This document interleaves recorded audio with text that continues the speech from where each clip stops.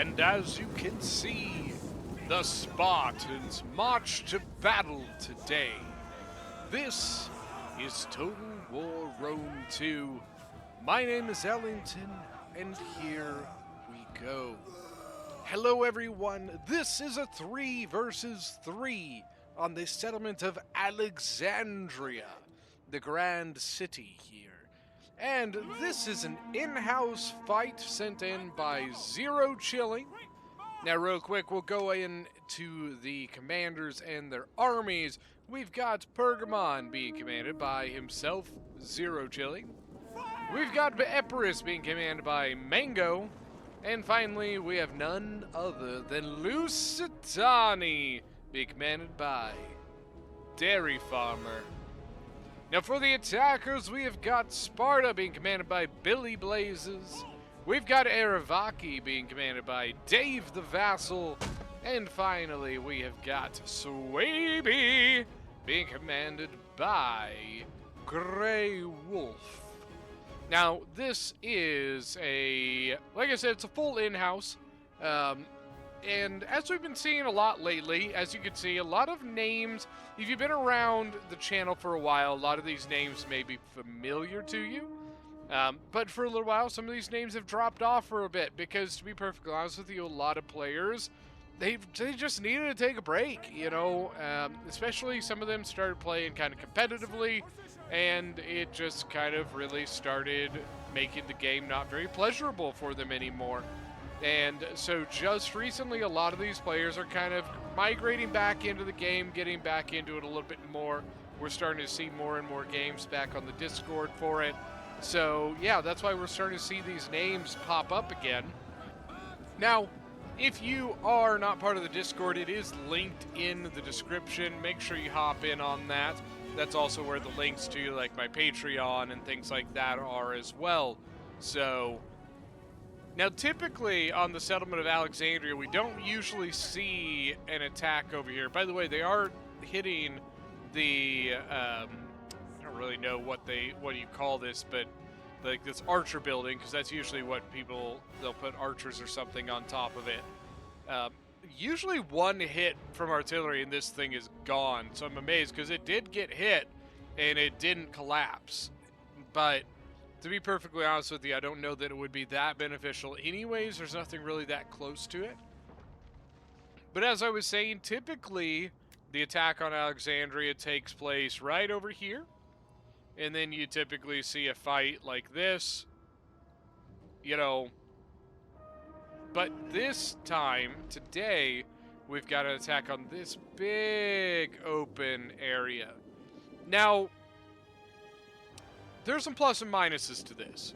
So the plus to this is artillery has a lot of room to play here. I mean, look at all the targets that are open to artillery right now.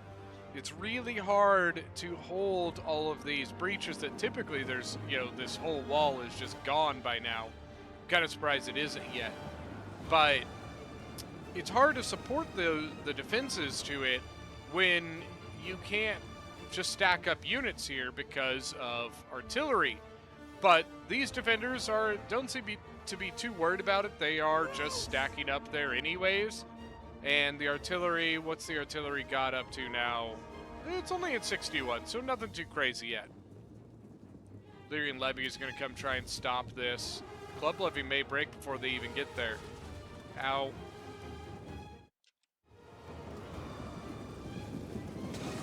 Club Levy charging back in, but it's probably going to break. Well, he actually kind of solidified a little bit. 60 kills to 41 kills. Now, the problem I think that the attackers are going to have is they only have the one artillery, and I think that's going to hurt them here in the end, is I don't know that they have enough firepower to blow into these guys, right? To throw into whatever you want to say. But what I think is going to be interesting here is we have kind of a matchup here. I'm trying to think how to put it. The defenders don't have very good front line stuff, right? They don't have a very good front line army at the moment, okay? most of Epirus's troops, they really don't have that great of stuff. Like, they can bring some Sam Knights, but that's about it. Remember, they can only bring 3, I think it is, so, you know, that's not enough to take up a whole front line. The Pergamon infantry is meant to more primarily be a, you know, supporting unit, like, you know, stand behind the front line and throw javies. And Lusitani is not a front line army. Lusitani is a, hey, I'm going to stand all the way back here, and you're going to fight them all the way up here. Then, way later on, I'm going to go in and help when all their ammo, all their archers, all their javies are all gone. So that does put them in a little bit of a, you know, interesting situation here because of that. The attackers have better just kind of straight up infantry than the defenders do. Now, if Lusitani can get in a straight up melee fight, Lusitani is going to beat anything the attackers bring. Veteran shield warriors and Lusitani nobles are disgustingly good. So, but the problem is they're disgustingly squishy as well. They really don't like arrows, they don't like slingers, they don't like javelins, they don't like any of that stuff. They like to fight man to man. So I'm intrigued to see how this goes. Now, Epirus did bring hoplites, so they do have a few kind of front-liney type units. Lyrian levies here. Got some archers coming in. They are focusing down the Lusitani swordswomen, which I don't know if that's exactly the place I would want to go. You know, I think I would want to, you know, save up for the veteran shield warriors. Oh, there's the rest of them. I was about to say, I don't see a lot of veteran shield warriors. First couple Spartan units that went in kind of got crushed, but I'm pretty sure they were the cheap, you know, crappy ones. Let's take a look at the fight, shall we? You can see the orange and greens of Epirus, and then that kind of maroonish red of Sparta, and then that almost like rust red of Aravaki here, the Scutari there. Scutari, a really, really good unit, especially given the price of them. They're only like 620 gold, and they can go toe-to-toe with things like thorax swords. You can see they're leaving this Illyrian levy here to just be a nuisance against anything that tries to hit that wall. I do think it's worth sending something decent enough to go get that, you know, kill the levy and then bust the wall down. We do have Cav coming from Pergamon. There's a sneaky little spot over here. So the deployment zone of the defenders actually comes like this. And all of this back here is within the deployment zone of the defenders. So you can deploy outside of your wall right here and then just go whoop. Because what happens a lot of times, people will watch the gates for sally outs and things like that. So, you know, a lot of players, they'll watch these gates, wait for them to open. If they open, they know things are coming out the gate. But because they can deploy right over here, they didn't need to do, they don't have to worry about the gate. They are visible. I'm not sure whether or not the attackers have seen them. So far, we don't see any responses, so it doesn't look like they've been seen. I am really surprised at how little has been opened on the wall here. They have 2 spots and 1 spot. I think they used two tortoises for this. They have yet to get that one, and that's it. So they only had 1, 2, 3, 4, 5, 6. So they had 7 tortoises. One of them was destroyed. I think the Cav has been seen now because we saw all these sword masters drop their towers. Yeah, I think the Cav's been seen. Looks like Swaby might be shifting. We got to be careful. We do have Cretan archers sitting here. Lusitani swordswomen, 17 kills. They're down to 90 men, though. 90 women, I guess I should say. Already coming in. There goes the building. Yeah, nothing quite close enough to get. Well, maybe. No, it doesn't look like it got any of those Cretans. They've lost men, but I don't know where. Yeah, you got to be careful with these buildings. Don't put things right next to them. Don't put things on them. Because a lot of players right off the bat will target them with their artillery, hoping that somebody wasn't paying attention to where their units were, and they can get some lucky kills. The same thing happens with the really big, like, Roman, like, palaces and stuff like that, and temples.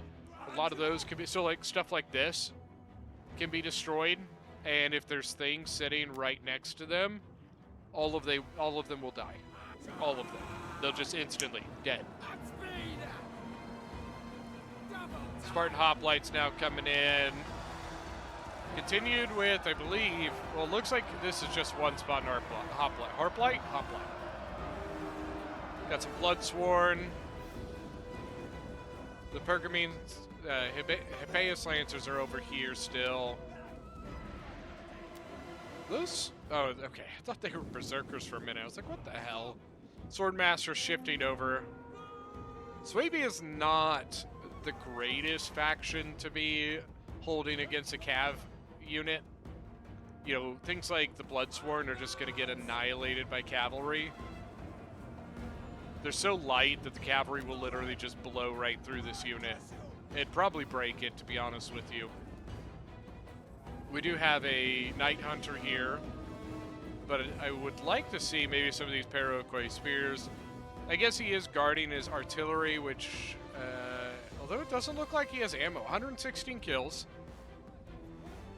But I don't think he has ammunition on that arty anymore. Understood.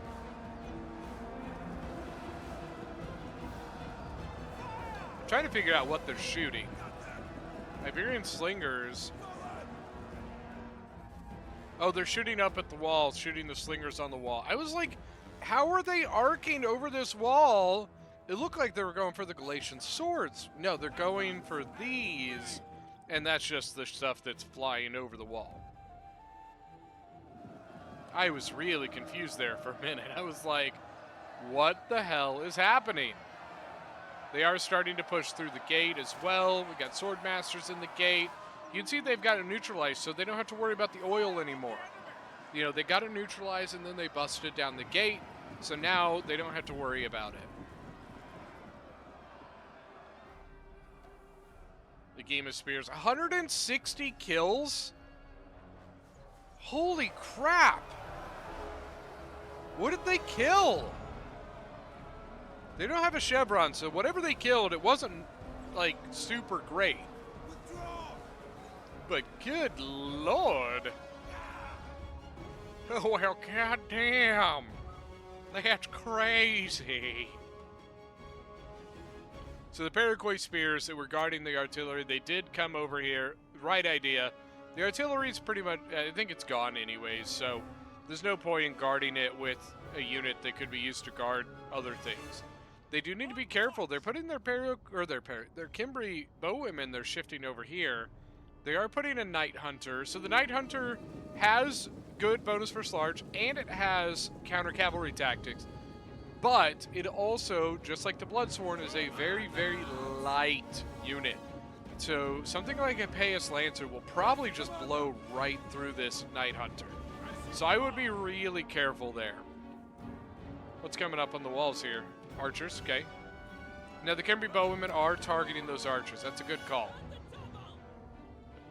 Here we go, Balearic Slingers. Looks like they're shooting over at the breach. 110, 15, 16, 17. Look at them, man. 18, 19 kills. 34 kills. The Cretan Archers of Epirus are untouched. They haven't done a damn thing. Well, goddamn. Lustani Swordswomen just kind of chilling on the sidelines at the moment. They've not gone back into combat.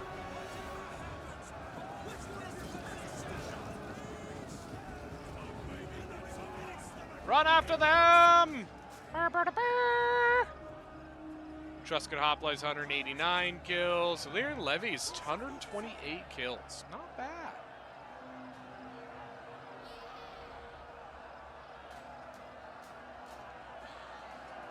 Spartan Hoplites coming back into the fight. I'm not sure why they retreated.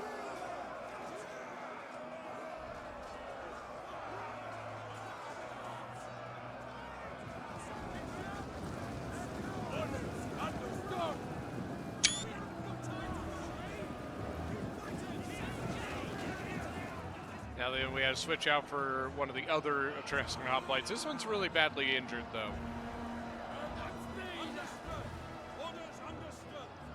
This multiple units of Illyrian levies sitting in the back. Lusitani swordsmen, women waiting to come in. All the archer fire just focusing down Lusitani as much as possible. Noble fighters in the fight. Interesting because like slingers are just annihilating it. Oh man. He's got 46 kills already, but he's down to 120 men. Noble fighters of Erebaki are extremely good. Very, very good unit. But like most of the Iberian units, they really don't like getting shot. Now, let me explain. Nobody likes getting shot. They really don't like getting shot.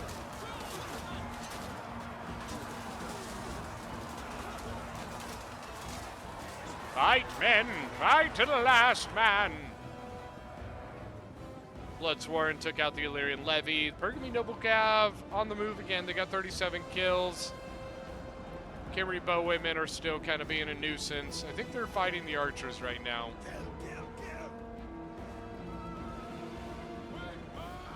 More swordswomen. More swordswomen. Dude, look at this. 1, 2, 3, 4, 5, 6, 7 veteran shield warriors haven't even gone into the fight yet. Bounce power is pretty even, though. Pretty even.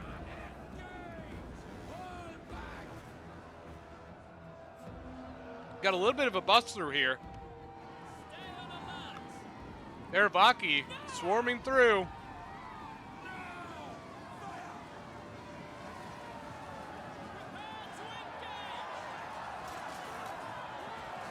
Look at this poor noble fighter, down to 39 men already. But remember, last time we looked at that noble fighter, he had 49 kills. He's at 110. We do also have a fresh one in. 26 kills. He's got a chevron, but I feel like he was probably given that chevron before he came into fight, because he just doesn't seem to... I don't think he's got enough kills to have gotten a chevron already. Pergamy Noble Cav. Oh! Into the back of the Scutari, or the Iberian Sword's even worse.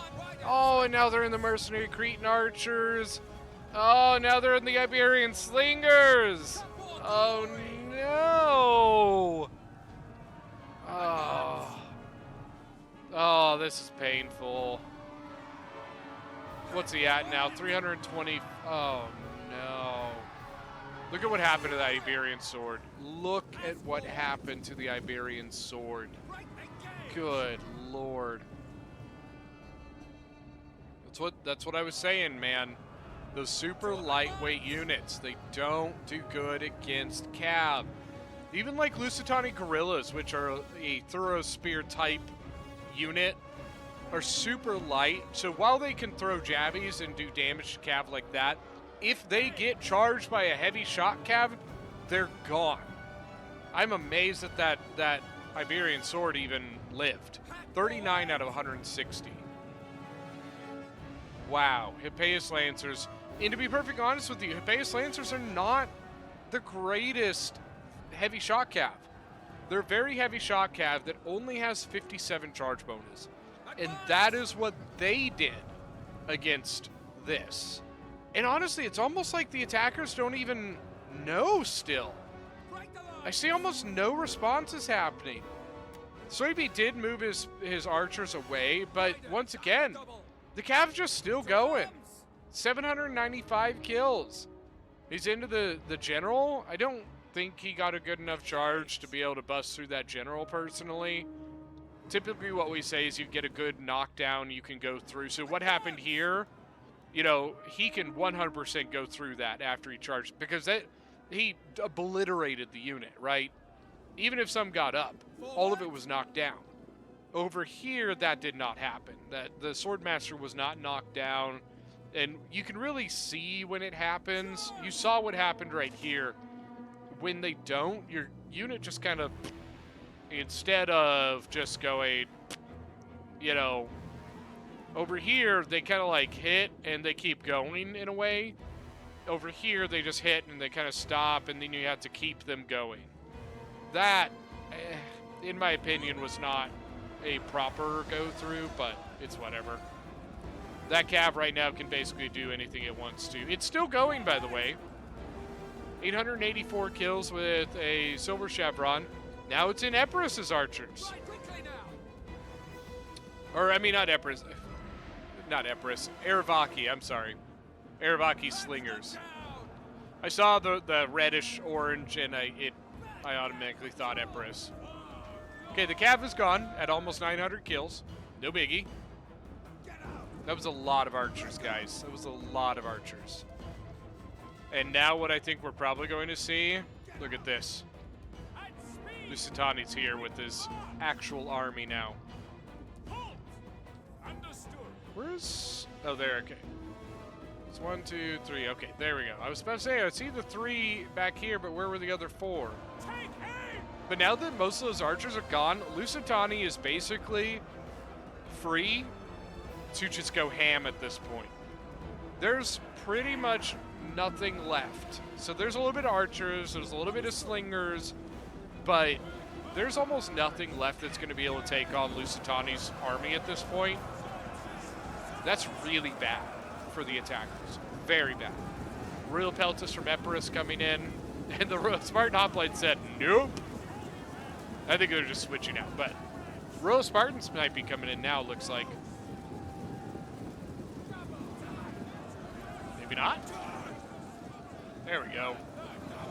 Royal Peltis and Royal Spartans, both extremely good units.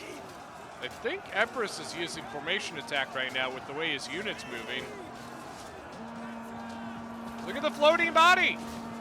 It's magic!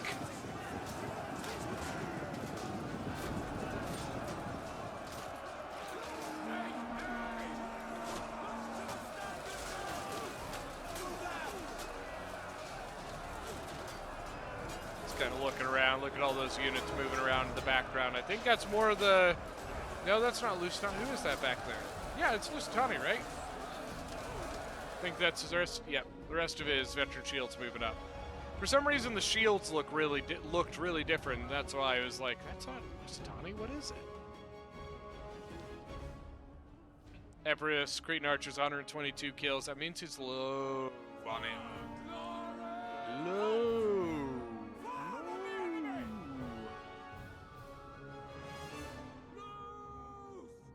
Pergamon Archers, 141 kills. Not bad. Not bad.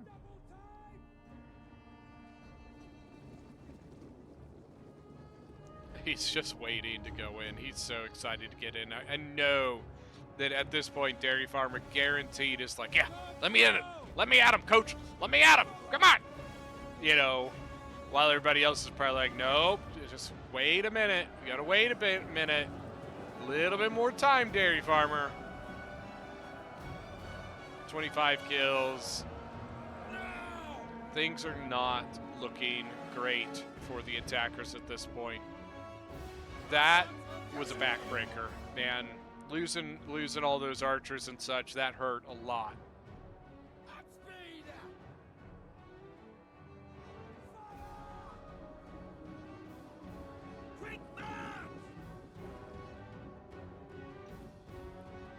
I'm kind of surprised. What I would like to see at this point would be this. They could probably take all of this right here, walk out, and just roll over the rest of the attacking army. Balearic Slingers, 213 kills and 230 kills. 2 chevrons, 1 chevron. And good archer / slinger etiquette. When they're out of ammo, you put them back at the point or somewhere away from battle. Saving those archers with the ammunition left, or that not ammunition left, but that are out of ammunition, can be super beneficial when it comes to army losses, right?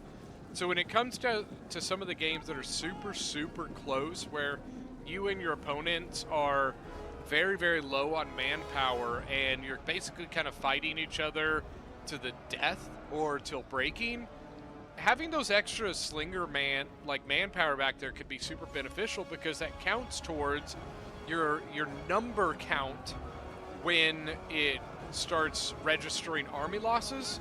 So the more men you have on the field, the less chance you have army losses hit, right? So that's what, 300 men or 240 men back there that are kind of propping you up. They're kind of like floaters, you know? They're floaties, you know? Spartan Hoplites, 117 kills. Oh my god.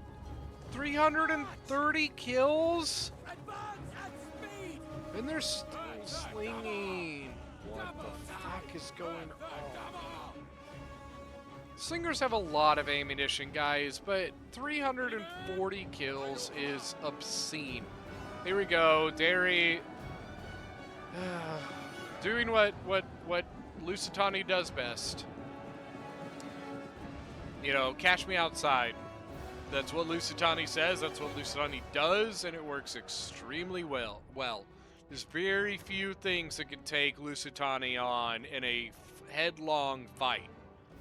You know, because that means that they can bring their slingers to bear. That means their infantry can face you one-on-one. Yeah, there's very, very little that can do it. Very few units can beat. Very few mid-tiers can beat Veteran Shield Warriors. They are extremely good. They're kind of the perfect mixture of a little bit of everything. Good melee attack, good charge bonus, good weapon damage. Nothing's like amazing, but everything's good. Look at Pergamon, 2,769 kills. 800 of it's right there. Right there. 800, almost 900 of it is right there.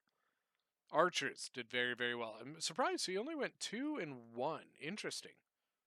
150. I didn't even realize he had a Greek Scorpion. I don't know where it was.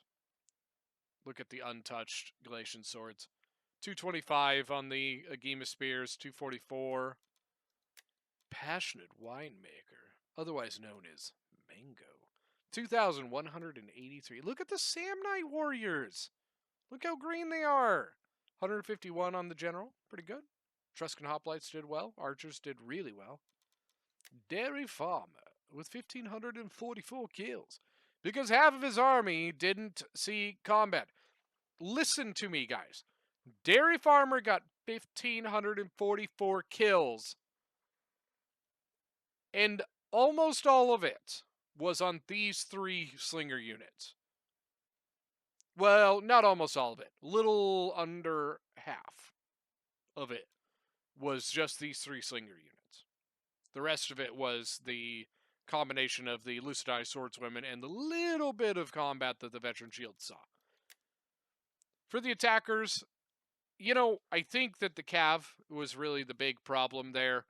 That Cav getting through, oh man, that hurt. That hurt a lot. I think that was really their biggest downfall. I bet you they wish they had one more artillery on this attack, because then they really could have shelled that area a lot more effectively. And then more tortoises would probably would have been really useful. You know, going through those 2 breach areas really hurt. So Dave the Vassal as Ervaki, Grey Wolf as Swaby, and finally Billy Blazes as Sparta. But that is going to be it for today's battle. Thank you guys so much for joining. Don't forget that if you are new to the channel, hit that subscribe button, and we will see you guys next time.